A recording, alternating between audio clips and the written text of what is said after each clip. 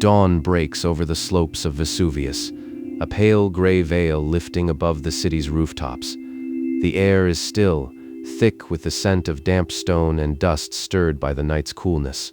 No bells ring, no voices call, only the quiet rustle of a fig leaf brushing against a wall, and the distant creak of a wooden shutter opening in the upper quarter.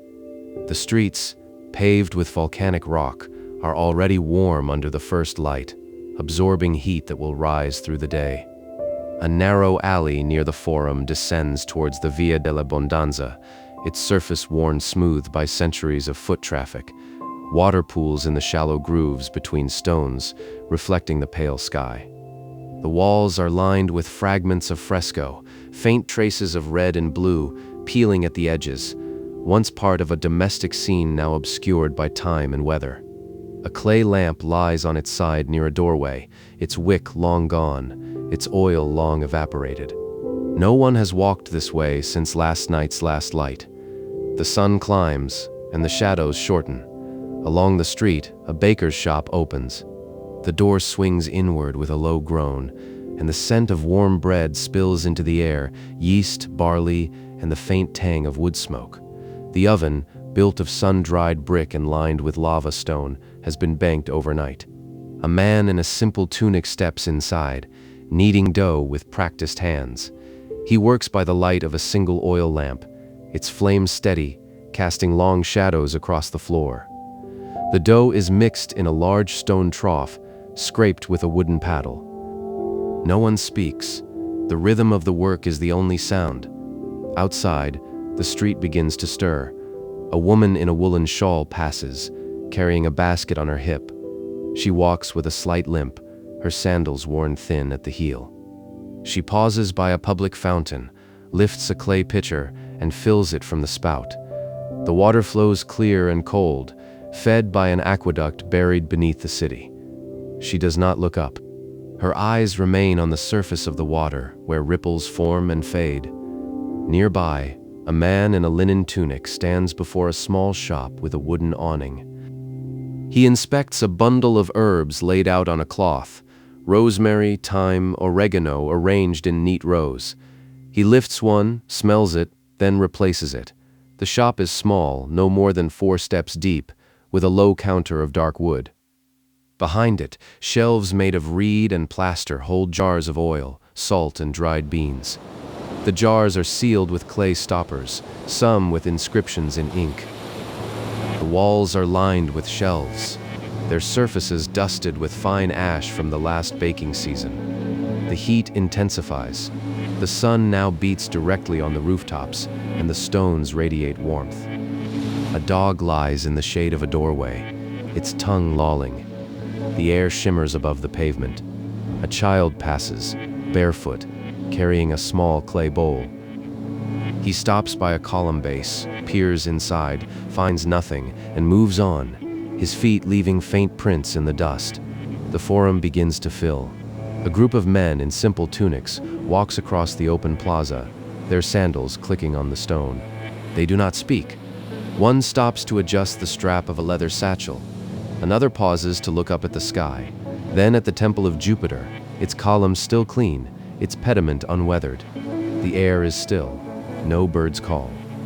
The only movement is the slow shift of shadows across the pavement. A woman steps out of a house on the northern edge of the Forum.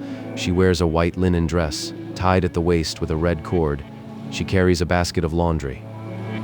She walks towards the public bathhouse, her steps measured, her gaze fixed on the ground. The bathhouse is a low building of tufa stone, its entrance flanked by 2 columns.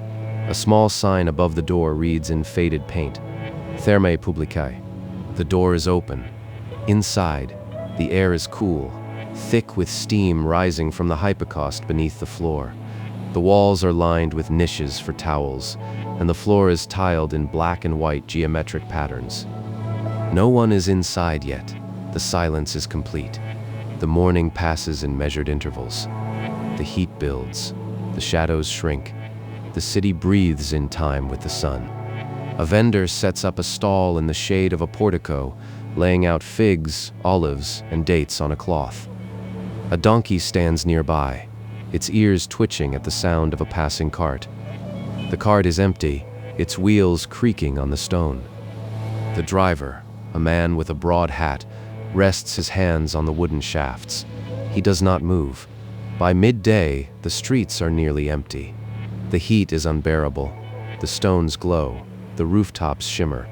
The few people left are those who must be out. Merchants, laborers, servants. A man in a leather apron leans against a wall, fanning himself with a scrap of cloth. His tools are laid out beside him, a chisel, a hammer, a small file. He does not work. He waits. The afternoon brings no relief. The sun remains high. The shadows are gone. The city is silent, not from absence but stillness. The air is thick with dust. A lizard darts across a wall, vanishing into a crack. A shutter slams shut somewhere, its echo lingering. As the sun begins its descent, the light shifts. The angle changes. The shadows stretch long again across the stones. The heat begins to recede. A woman returns from the bathhouse, her hair damp, her dress still slightly wet. She walks slowly, her feet quiet on the pavement. She passes the baker's shop. The door is closed, the oven dark, the smell of bread gone. The city settles. The rhythm of the day slows. The light softens. The streets, once filled with movement, now hold only the memory of it. The air cools. The silence deepens. The stones, which absorbed the heat all day, now release it slowly, like breath drawn from a long-held chest. The system of the city, its layout, its materials, its routines, functions not through event, but through continuity. The streets are not paths to destinations, they are conditions of existence. The houses are not shelters, they are extensions of the ground. The heat is not a burden, it is a constant. The rhythm is not a schedule, it is the pulse of the place. And when the last light fades, the city does not end. It simply continues. The stones remain. The air holds its breath. The silence is not empty. It is full of time. The city doesn't begin with a single moment. Instead, it emerges from a specific condition: the weight of stone, the persistence of shadow, and the gradual release of heat absorbed throughout the day. By mid-afternoon, the streets of Pompeii enter a state of tranquility, not due to absence but to thermal saturation. The air becomes still, thick, and inert, like a breath held too long. The rooftops, constructed of tile and timber, act as radiators, drawing heat from the sun and releasing it into the atmosphere in shimmering waves above the pavement. The houses, built with tufa and brick, lack insulation against the heat. Their thick walls, dark interiors, and small, shallow courtyards are designed to withstand it. The atrium, the central open space of a typical domus, serves water rather than light or air. A shallow pool, known as the impluvium, collects rainwater that flows through an opening in the roof, the compluvium. The water remains cool, even in summer, as it is sourced from underground and stays in the shade, evaporating slowly. Its surface is still, broken only by the occasional drop as a cloud passes overhead. The day's rhythm is not marked by clocks, but by the movement of light across surfaces. The sun doesn't measure time, it alters space. A column base in the forum casts a shadow that moves across the pavement steadily, not because the sun is moving, but because the city remains fixed. The stones are active participants in this system, absorbing heat during the day and releasing it at night. They are part of an ancient cycle. Inside the homes, the interior spaces remain cool, not by design but by necessity. Thick walls slow heat transfer, but they don't stop it entirely. Rooms are low, with high ceilings in some cases, but only slightly. Air circulation is minimal, and stagnation is the norm. Occasional movements come from shutter shifts or curtain flutters, drawn by hands unseen. The domestic space is not a private sanctuary, but a shared condition. The walls that define a household also separate it from its neighbors. Home boundaries are not walls but thresholds, doorways, arches, and open courtyards. The city is built on continuity rather than separation. Volcanic stone, shaping the streets, also forms foundations, columns, and fountain edges. Materials are chosen for availability and durability, not for aesthetic appeal, and they are local to the land. The aqueduct system, though unseen, is ever present. Clay and stone channels, buried beneath the streets, carry fresh water from the hills to the city. Lead pipes distribute it to fountains, baths, and homes. Water flows continuously through the city, much like blood through veins. At a public fountain near the Forum, clear and cold water emerges from a carved stone spout, fed by an underground current. Waste from homes, kitchens, and baths is not eliminated but redirected through visible stone drains along the pavement edges. The drains are not hidden. They are open and functional. They are not just for stormwater but also carry waste. The city is not dirty in the modern sense but maintains a system of circulation. The materials of daily life are simple and consistent. Clay jars in homes serve functional purposes, holding oil, wine, salt, and grain. Their standardized shapes and sealed stoppers inscribed with quantities are for use, not ownership. The same clay is used for lamps, which burn dimly but steadily without a flame. Oil is pressed from olives, stored in jars, and added to lamps as needed. Linen wicks, soaked in oil, burn slowly, defining spaces with shadows that move with the flame. Pompeii's people do not live by time's urgency, but by spatial conditions. Their routines are not scheduled. They are shaped by the city's layout. They walk the same paths, use the same fountains, and sit in familiar courtyards. The city is not a place to enter and leave, but a condition to inhabit.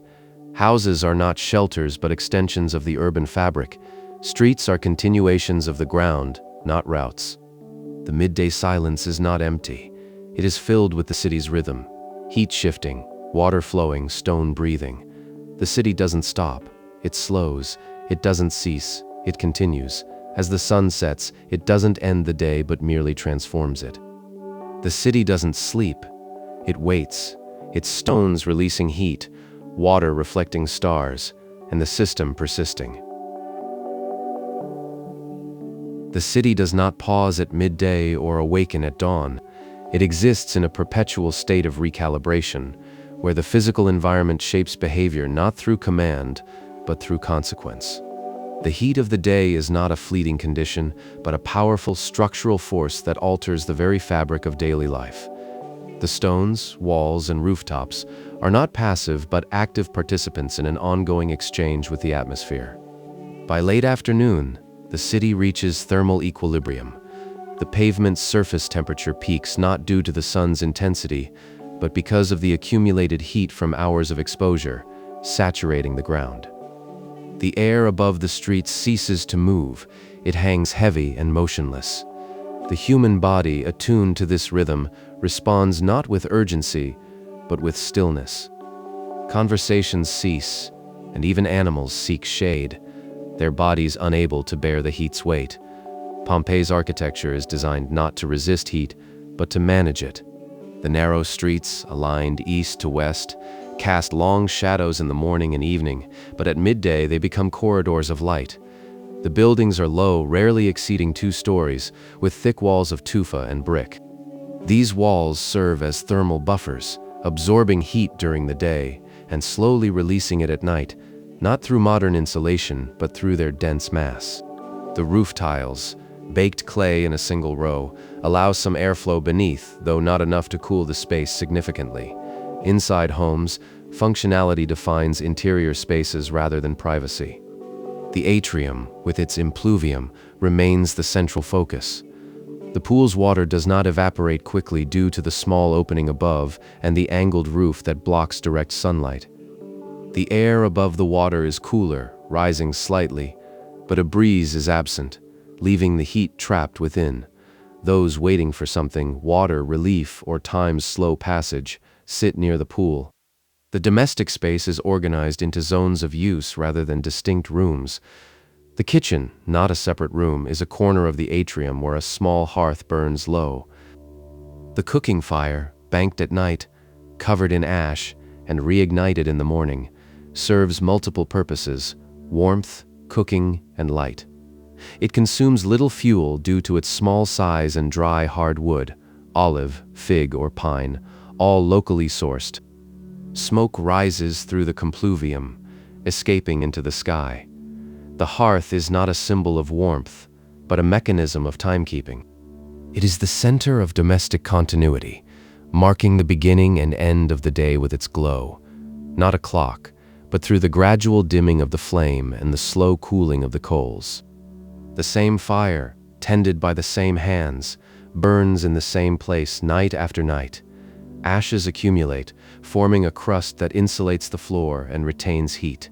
The household is a system of materials, not a unit of people.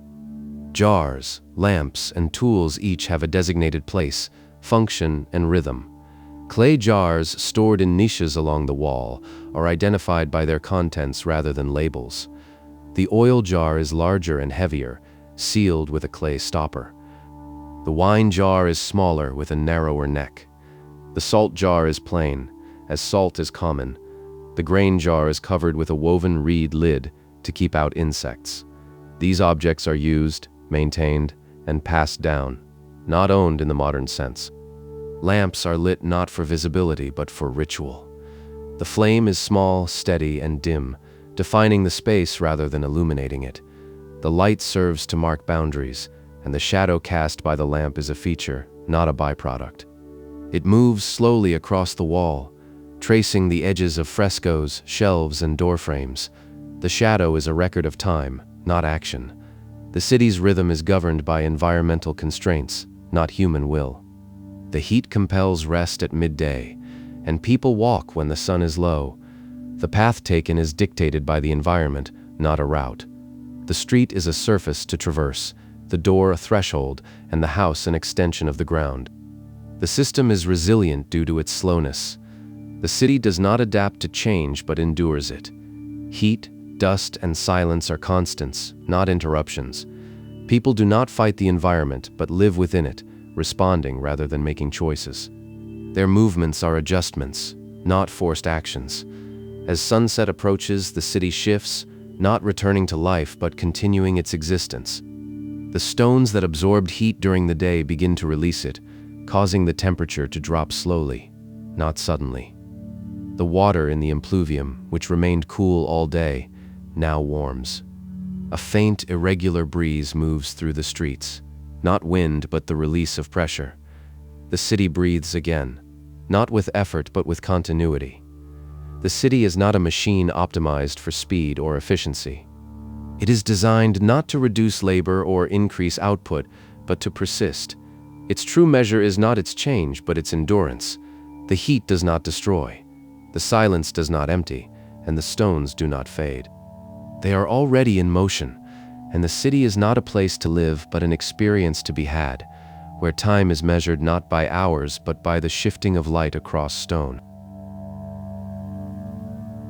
As the sun dips below the zenith, the city begins to relax, releasing the intense heat that had pressed down throughout the day.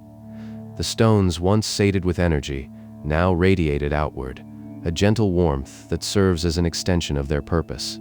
The once unbearable pavement, now cool to the touch, invites those who walk upon it.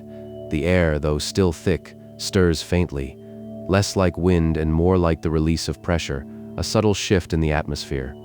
Along Via dell'Abbondanza, a woman walks with a basket slung over her arm. Her thin sandals make a soft, rhythmic sound on the stone as she moves with deliberate steps and measured pauses. She passes a shop with a wooden awning, now closed and sagging slightly under the weight of accumulated dust. The shelves are bare, the jars stacked neatly but empty, and the herbs rosemary, thyme, and oregano have been sold. The clay stoppers sit in a small wooden tray, ready for reuse. The space is not abandoned, it is paused. Nearby, a man sits on a low stone bench outside a public fountain. He is not waiting for water, he simply exists. His hands rest on his knees, palms up, fingers slightly curled. The fountain's tufa spout emits a steady, clear, and constant trickle of cold water. The water serves not just for consumption, but as a symbol of continuity, flowing not to be hoarded but as part of the city's lifeblood, The sound is low and rhythmic, almost imperceptible, marking time without a clock. The city's layout does not dictate movement, it invites it. The streets are not mere paths but surfaces that shape the body's response. A narrow alley near the Forum, worn smooth by centuries of feet, is not a shortcut but a condition of passage. The stones dip slightly, forming shallow channels where rainwater once collected, now holding only memory of rain, footsteps, and dust. The grooves are not flaws but records of use. The houses, too, are not isolated but integrated with the street. Their walls are not barriers but thresholds. A doorway is a transition, not an entry. The lintel above a house entrance, carved with a simple line, is not meant to be read but passed under. The threshold, a low stone step, is worn smooth by years of feet, its surface soft, edges rounded. To cross it is to shift, not to enter a new space, but to move within a continuous whole. Inside one such house, a man sits by the impluvium. The water in the pool, no longer cool, is warm, warmer than the air, yet still clear. The surface is still, broken only by the occasional ripple from a falling drop, or a leaf drifting down through the compluvium. He does not look at the water, but at the wall opposite, where a fresco has begun to peel. The colors, red, blue, and gold, are faded, their outlines blurred by time and moisture. The once idyllic scene now appears as a ghost, a memory of a life long past. The lamp beside him is lit, not for light but warmth. The flame is small, barely flickering, its wick soaked in olive oil from a jar marked with a single line in ink. The jar sits on a low shelf, its stopper sealed with clay. The lamp's shadow stretches across the wall, long and thin, shifting slowly with the flame. It is not a byproduct, but a feature of the room, as integral as the wall or the water. The city's rhythm is not measured in hours, but in the movement of light. The sun's angle has changed, and shadows, once sharp at noon, now stretch long and thin, crossing the stones like lines painted by an unseen hand. They do not move because the sun moves, but because the city remains still. The stones absorb heat during the day and release it at night, shaping the air's temperature, the people's behavior, and the pace of life. The system is not designed for speed or efficiency, but for endurance. Materials, tufa, brick, clay, and tile, are chosen for their availability, durability, and thermal properties, not for their aesthetics. The city is a product of adaptation, not planning. Streets follow the natural contours of the land, and buildings respond to the sun's path, water flow, and stone weight. The drains along the pavement edges are open, functional, and continuous. They carry rainwater and waste, kitchen scraps, ash, and daily life's residue. The city does not eliminate waste, but circulates it. The system is not clean in the modern sense, but sustainable. Water from the aqueduct is used, redirected, and returned to the earth. Clay from jars is also used for lamps, tiles, and pipes. Stone from walls becomes fountains, thresholds, and benches. People do not control the environment, but live within it. Their movements are adjustments, not choices. They walk when the sun is low, sit when it's high, rest when the air is still. They do not rush. The city does not demand speed. The rhythm is not a schedule, but a condition. The city does not stop at night, but slows, and it does not end at dawn, but begins again. As the last light fades, the city does not fall silent. The silence is full of memory, heat, footsteps, water in the drains. The stones release their warmth into the air, and the impluvium, once cool, now holds the memory of coolness. The lamp's flame casts a small circle of light on the wall, its shadow stretching, shifting, dancing with the night's breath. The system continues not because it is maintained, but because it is inherently in motion. The city is not a place to live in, but a condition to inhabit. Streets are surfaces, houses extensions of the earth, heat a constant, and rhythm the pulse of the place. And when the last light fades, the city does not end, it simply continues, enduring and eternal. The city doesn't wait for the sun's rise or the day's beginning. It's already awake, not in a hurried manner, but with persistent vigor. The heat from the previous day lingers, not as a burden, but as a memory etched into the stone. The pavements, once radiating heat, gradually cool, releasing it in waves akin to the earth's breath. The air, thick with the remnants of warmth, doesn't move swiftly, yet it persists in its movement. A subtle current stirs near the ground, not a wind, but the slow exhalation of a place that has never ceased to be alive. Along Via dell'Abbondanza, the city's rhythm shifts once more, not towards activity, but towards tranquility. The public fountain, with its persistent drip, no longer serves as a gathering spot. The clear, cold water flows, yet no one comes to fill their vessels. The stone basin, worn smooth by centuries of use, reflects only the sky's changing hues from gold to deep violet.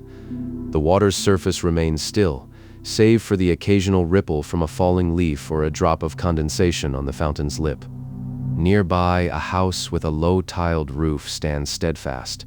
The olive wood door, reinforced with iron bands, remains closed.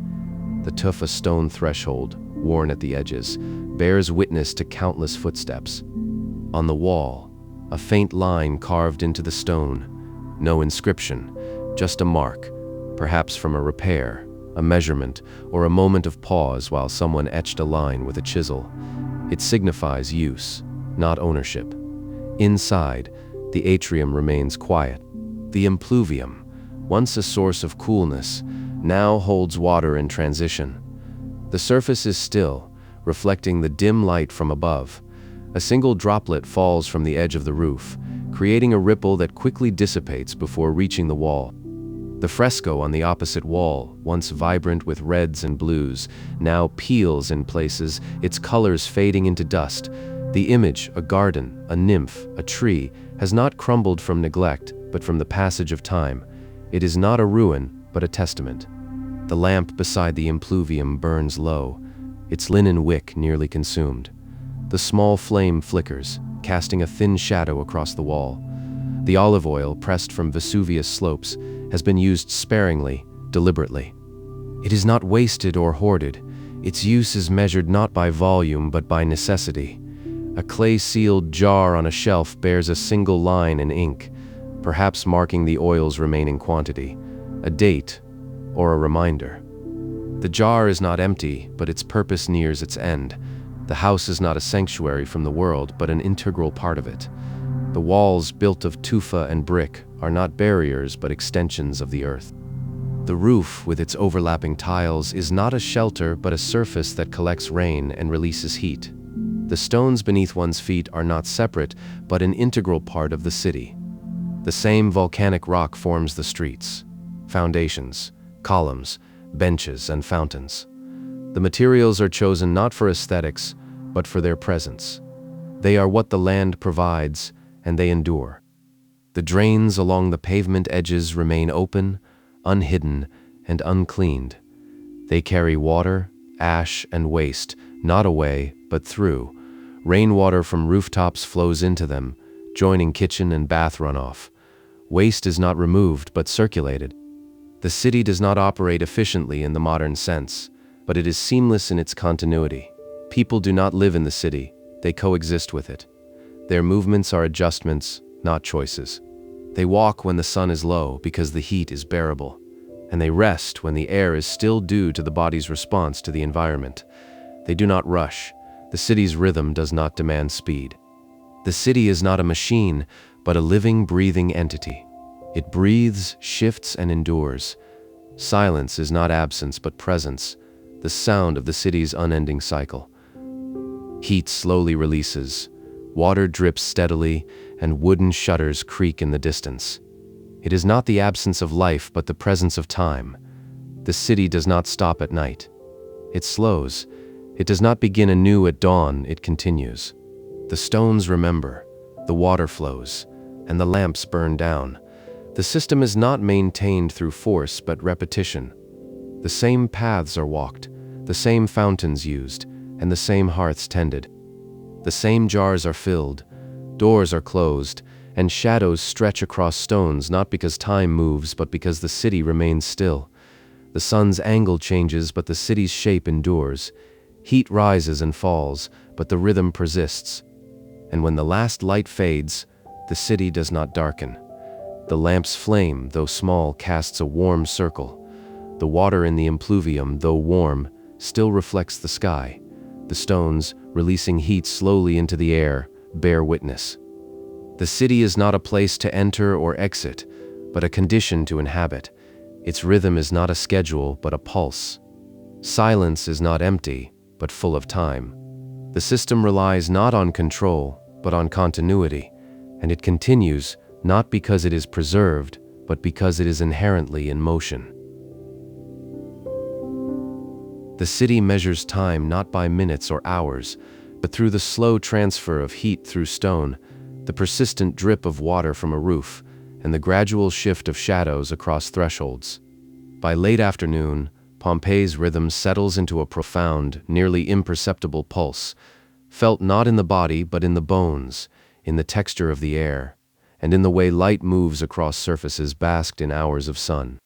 The streets, paved with volcanic rock, are no longer mere paths. They are thermal conduits, channels through which the day's energy flows and dissipates. Each stone, each tile, each column is a node in a network of material continuity, not a marker of distance, but a point of contact with the environment. Heat is not an escape, but a force that shapes every action. A man sits on a low stone bench outside a closed shop, his back against the wall, his legs stretched forward. He rests not to recover, but because the dense air makes movement difficult. His body, like the stones around him, has absorbed the day's energy and now slowly releases it. He does not look at the sky or the street. His eyes are fixed on the ground, where a thin line of dust has gathered in the shadow of a column base. It is not dirt, but a record of footsteps, wind, and the slow accumulation of time. The dust is undisturbed by passing feet. It is left to accumulate, a residue of the city's constant presence. Nearby, a public fountain stands quietly in use. The water flows from a carved tufa spout, clear and cold, fed by an aqueduct buried beneath the street. The worn basin reflects the fading light of the sky. No one fills a pitcher or drinks from it. The water is observed. It moves not for use but for sight, its surface still, its flow constant, its sound low and rhythmic. The city relies not on the water's utility, but on its continuity. The fountain is not a stop on a route, but a moment in the city's rhythm, a place where time slows, not because it stops, but because it is held. The houses are not shelters from the heat, but extensions of it.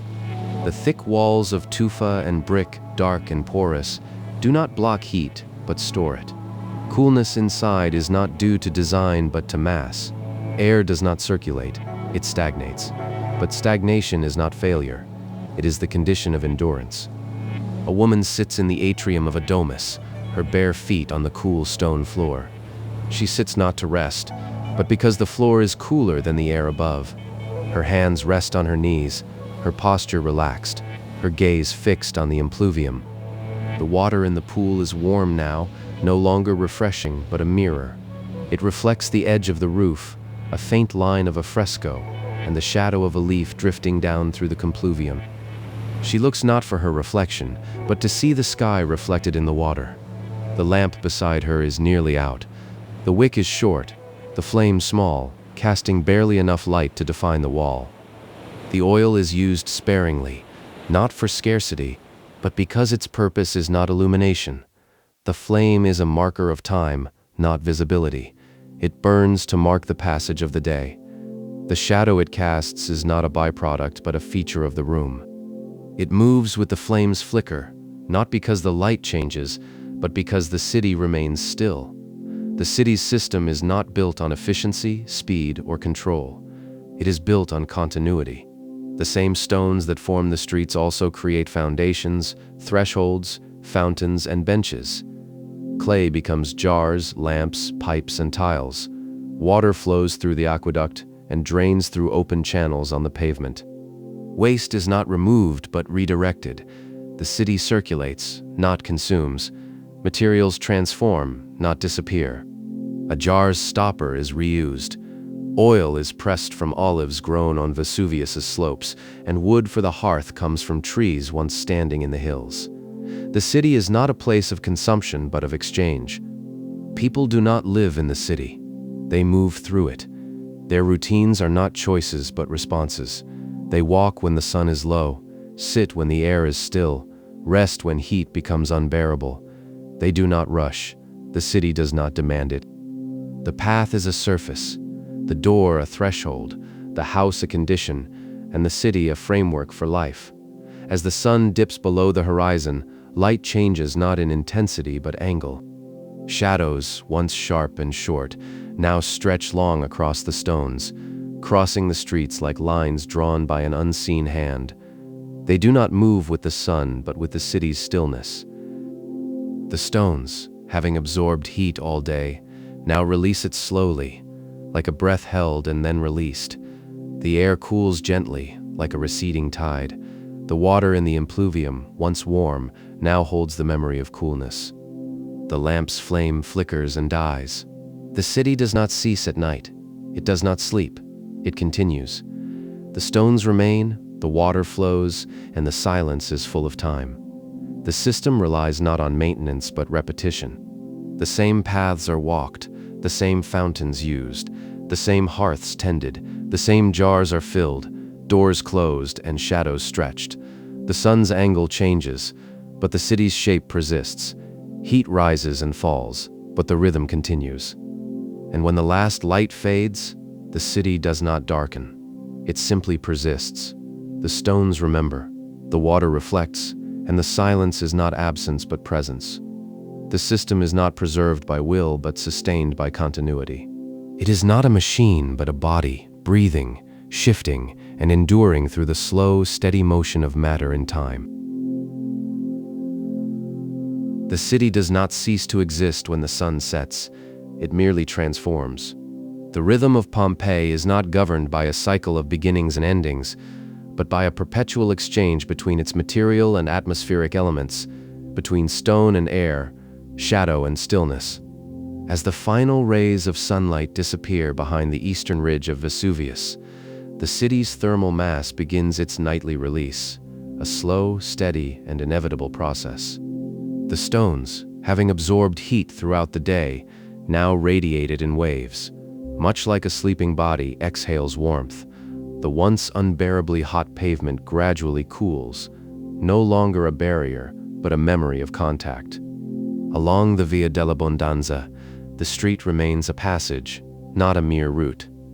The grooves between the volcanic stones, smoothed by centuries of foot traffic, now hold only dust, fine and pale, undisturbed. A single leaf rests in one of the channels, its edge curled from drying, symbolizing continuity rather than decay. It is perhaps the same leaf that fell during the morning's brief breeze, now at rest where it landed, untouched by wind or foot. The street does not erase, it preserves. Even at night, the houses do not stand empty. Their thick, dark walls continue to store heat, not as a flaw, but as a deliberate function. The tufa and brick, porous and dense, do not resist but participate in the environment. The stagnant air inside the homes does not grow colder with the night, it ceases to absorb new heat from the city. The temperature gradient shifts gradually, like a turning tide.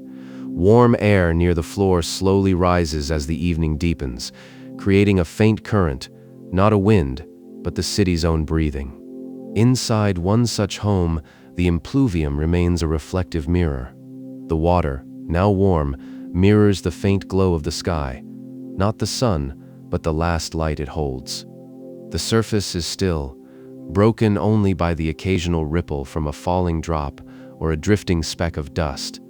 The fresco on the wall, once vibrant, now peels in places, its colors blurred, its forms softened by time and moisture.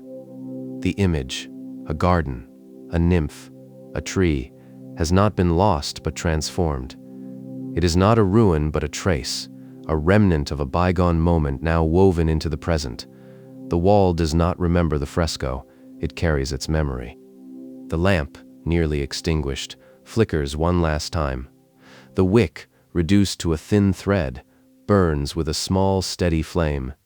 The olive oil, pressed from Vesuvius's slopes, serves not for light, but for presence.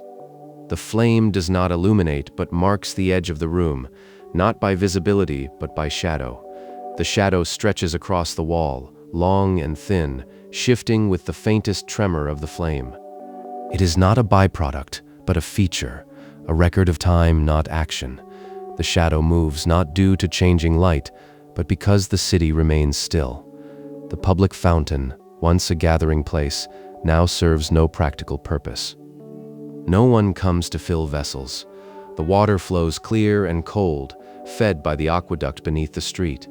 The sound is low and rhythmic, almost imperceptible, like the pulse of a sleeping giant.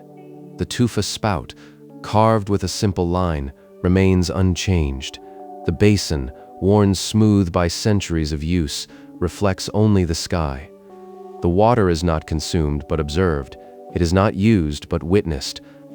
The fountain exists as a moment in the city's rhythm, a place where time slows, not because it stops, but because it is held. The drains along the pavement edges remain open, unhidden, and uncleaned. They carry rainwater from rooftops and the residue of daily life, kitchen scraps, ash from hearths, remnants of baths. The waste is not removed but circulated. The city does not eliminate but transforms. The clay that forms jars also becomes pipes, tiles, and lamps. The wood from the hills fuels hearths. The same stone that forms foundations becomes benches, thresholds, and fountains. Materials do not disappear, they evolve. The system is not a cycle of consumption, but a continuous exchange. People do not live in the city, they move through it. Their movements are adjustments to the environment, not choices. The city does not demand speed, instead it adapts to the sun's position. They walk when the sun is low, sit when the air is still, and rest when heat becomes unbearable. Their routines are responses, not schedules. The path is a surface, the door a threshold, the house an extension of the earth. The city's system persists through repetition, not control. The same stones are walked on, the same fountains used, the same hearths tended, the same jars are filled, doors closed and shadows stretched. The sun's angle changes, but the city's form remains. Heat rises and falls, but the rhythm continues. The city does not stop at night, it slows. It does not begin again at dawn, it flows. And when the final light fades, the city does not cease to exist. The stones remain, the water flows, and silence is filled with time. The system relies not on control but continuity. It is not a machine but a living, breathing entity, shifting, enduring, and unyielding. The heat is a comfort, the silence a presence, and the dust a testament to life. They are all part of the same slow motion, the same steady exchange between matter and atmosphere. The city is not a place to enter or leave, but a condition to inhabit. The streets are surfaces, the houses extensions of the earth, and the rhythm a pulse. And when the lights fade, the city persists, not in darkness, but in a state of eternal, steady exchange. Time is not measured in hours, but in the slow, continuous motion of matter through time.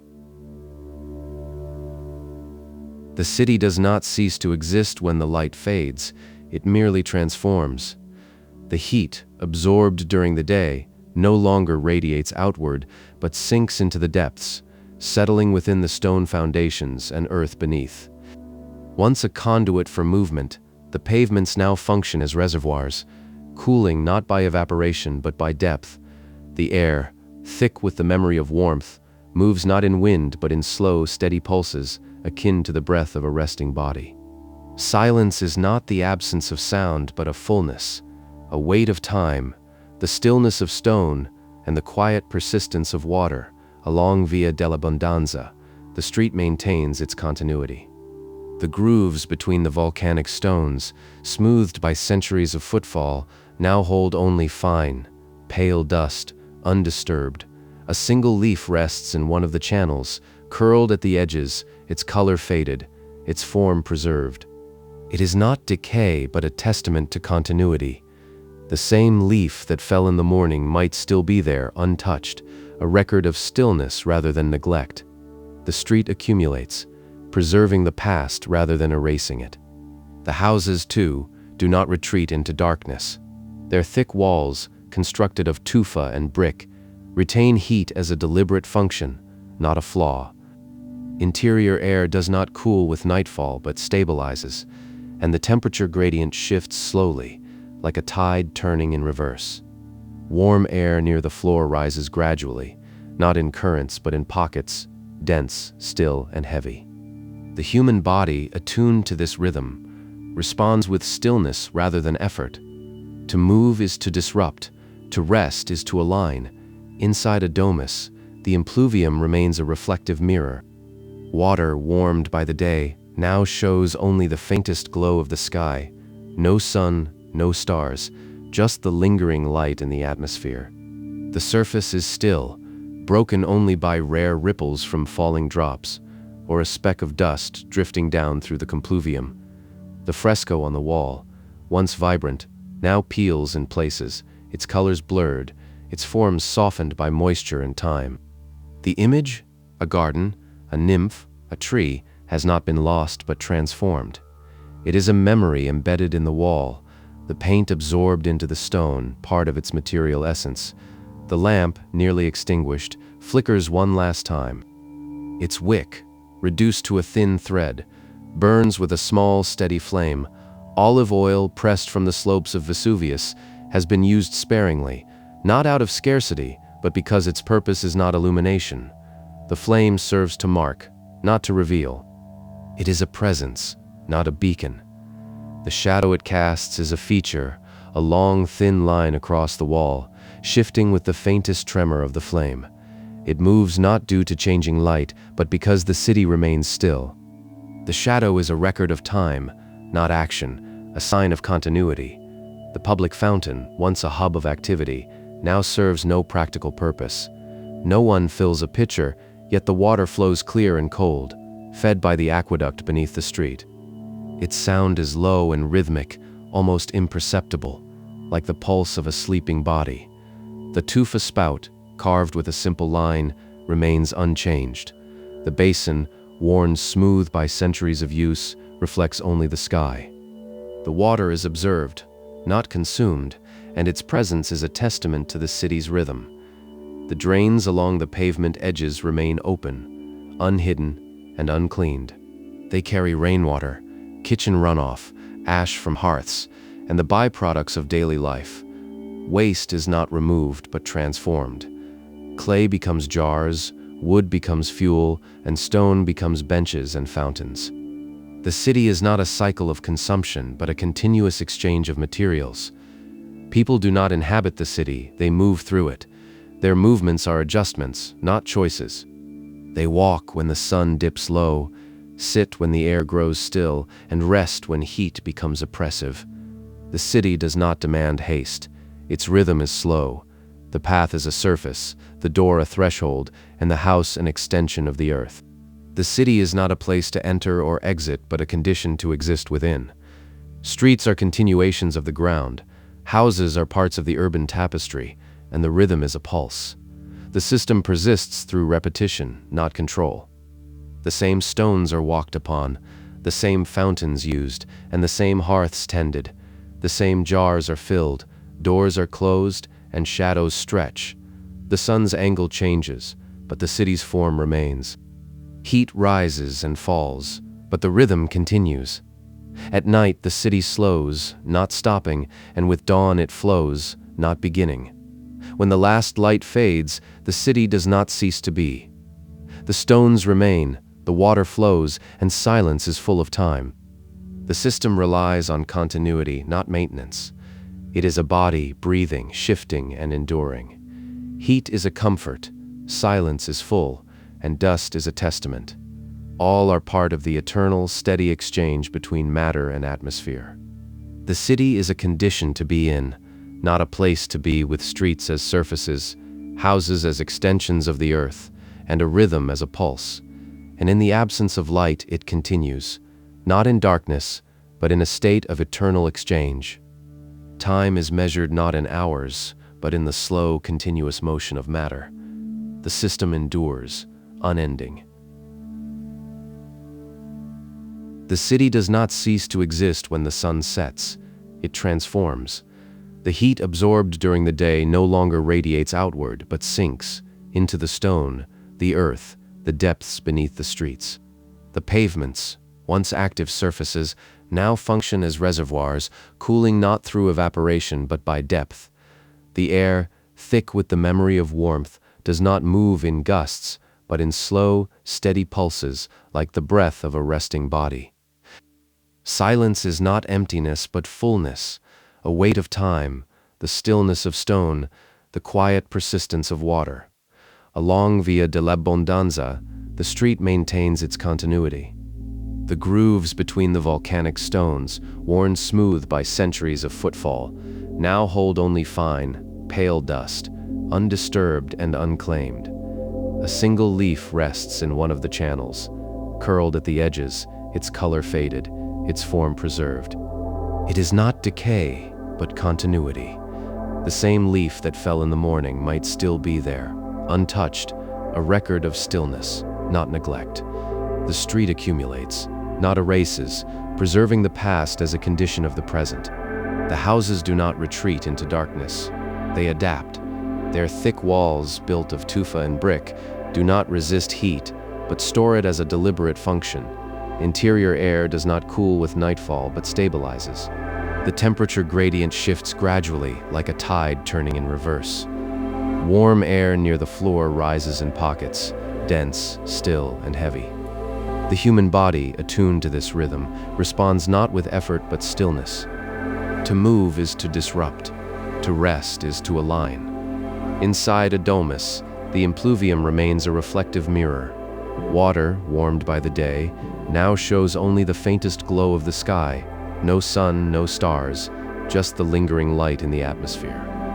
The surface is still, broken only by rare ripples from falling drops, or a speck of dust drifting down through the compluvium. The fresco on the wall, once vibrant, now peels in places, its colors blurred, its forms softened by moisture and time. The image, a garden, a nymph, a tree, has not been lost but metamorphosed. It is a memory embedded in the wall, the paint absorbed into the stone, part of its material essence. The lamp, nearly extinguished, flickers one last time. Its wick, reduced to a thin thread, burns with a small, steady flame. Olive oil, pressed from the slopes of Vesuvius, is used sparingly, not out of scarcity, but because its purpose is not illumination. The flame serves to mark, not reveal. It is a presence, not a beacon. The shadow it casts is a feature, a long, thin line across the wall, shifting with the faintest tremor of the flame. It moves not due to changing light, but because the city remains still. The shadow is a record of time, not action, a sign of continuity. The public fountain, once a hub of activity, now serves no practical purpose. No one fills a pitcher, yet the water flows clear and cold, fed by the aqueduct beneath the street. Its sound is low and rhythmic, almost imperceptible, like the pulse of a sleeping body. The tufa spout, carved with a simple line, remains unchanged. The basin, worn smooth by centuries of use, reflects only the sky. The water is observed, not consumed, and its presence is a testament to the city's rhythm. The drains along the pavement edges remain open, unhidden, and uncleaned. They carry rainwater, kitchen runoff, ash from hearths, and the byproducts of daily life. Waste is not removed but transformed. Clay becomes jars, wood becomes fuel, and stone becomes benches and fountains. The city is not a cycle of consumption but a continuous exchange of materials. Nothing disappears. Everything persists in new form. People do not inhabit the city. They move through it. Their movements are adjustments, not choices. They walk when the sun dips low, sit when the air grows still, and rest when heat becomes oppressive. The city does not demand haste. Its rhythm is slow. The path is a surface, the door a threshold, and the house an extension of the earth. The city is not a place to enter or exit, but a condition to exist within. Streets are continuations of the ground. Houses are parts of the urban tapestry, and the rhythm is a pulse. The system persists through repetition, not control. The same stones are walked upon, the same fountains used, and the same hearths tended. The same jars are filled, doors are closed, and shadows stretch. The sun's angle changes, but the city's form remains. Heat rises and falls, but the rhythm continues. At night, the city slows, not stops, and with dawn it flows, not begins. When the last light fades, the city does not cease to be. The stones remain, the water flows, and silence is full of time. The system relies on continuity, not maintenance. It is a body, breathing, shifting, and enduring. Heat is a comfort, silence is full, and dust is a testament. All are part of the eternal, continuous exchange between matter and atmosphere. The city is a condition to be in, not a place to be, with streets as surfaces, houses as extensions of the earth, and a rhythm as a pulse. And in the absence of light, it continues, not in darkness, but in a state of eternal exchange. Time is measured not in hours, but in the slow, continuous motion of matter. The system endures, unending. The city is not a moment, but a condition of being. It does not end because it was never a beginning. It simply persists,